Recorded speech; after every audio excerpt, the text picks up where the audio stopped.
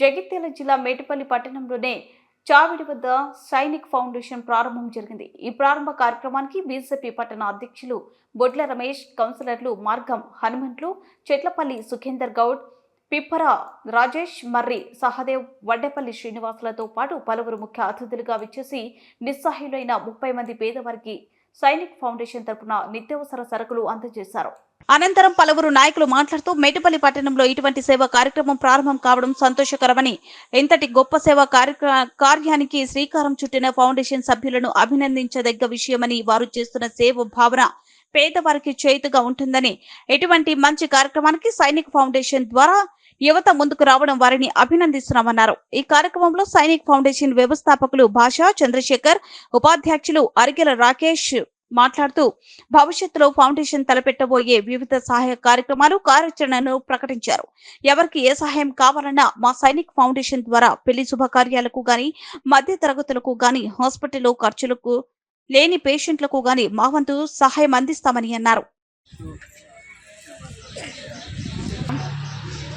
Actually నేను రాకేష్ బాల్యమిత్రుడు, చిన్నప్పటి నుండి చదువుకున్నాం. సో సమాజానికి ఏదో ఒక సేవ చేయాలి, మన తరఫున ఏదో ఒకటి సమాజానికి ఇస్తే తిరిగి సమాజం మనకు మంచి జరుగుతుంది అని చిన్నప్పటి నుండి మా గురువుగారు, ప్రధానోపాధ్యాయులు గుంటుక ప్రకాష్ గారు కూడా ఇక్కడనే ఉన్నారు. మాకు చిన్నప్పటి నుండి అంటే చదువుతో పాటు ఒక స్టేజ్ వచ్చిన తర్వాత మనం సమాజానికి ఏమి ఇవ్వగలుగుతున్నాం అనేది ప్రతిసారి మేము కలిసినప్పుడల్లా అదే ఆలోచించుకునే వాళ్ళం.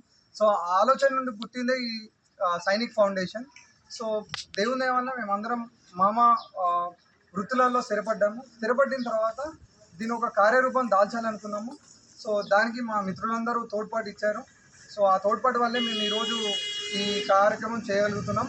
సో దానికి విచ్చేసిన పెద్దలందరికీ పేరు పేరున చాలా చాలా ధన్యవాదాలు. అండ్ విచ్చేసిన మీ అందరికీ కూడా చాలా చాలా ధన్యవాదాలు. సో నా తరపున అంటే ఈ సైనిక్ ఫౌండేషన్ ఫౌండర్గా నా తరపున ఈరోజు ఈ సంస్థకు నా తరపున 10,000 రూపాయలు నేను విరాళంగా ప్రకటిస్తున్నాను. సో అలాగే మా మిత్రులు కూడా వారికి తోచినంత సహాయం చేస్తున్నారు. సో ఇదే విధంగా ఇక్కడ సహాయం కూడా ఎప్పుడు ఉండాలని కోరుకుంటున్నాను. ఈ సంస్థ ఇలానే ముందుకెళ్తూ పేదలకు ఎంతోమందికి సేవ చేయాలని ఆ భగవంతుని మనస్ఫూర్తిగా కోరుకుంటాను. మీ అందరికీ మీ యొక్క ఆశీర్వాదాలు ఉండాలని ఎప్పుడు ఎల్లవేళలా కోరుకుంటున్నాను.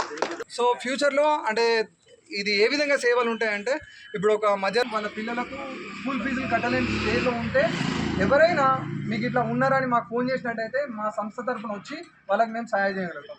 అలాగే పెళ్ళిళ్ళు బీద మధ్యతరగతి ఉన్నారు, వాళ్ళకు సహాయం కావాలంటే పెళ్ళికి కావాలి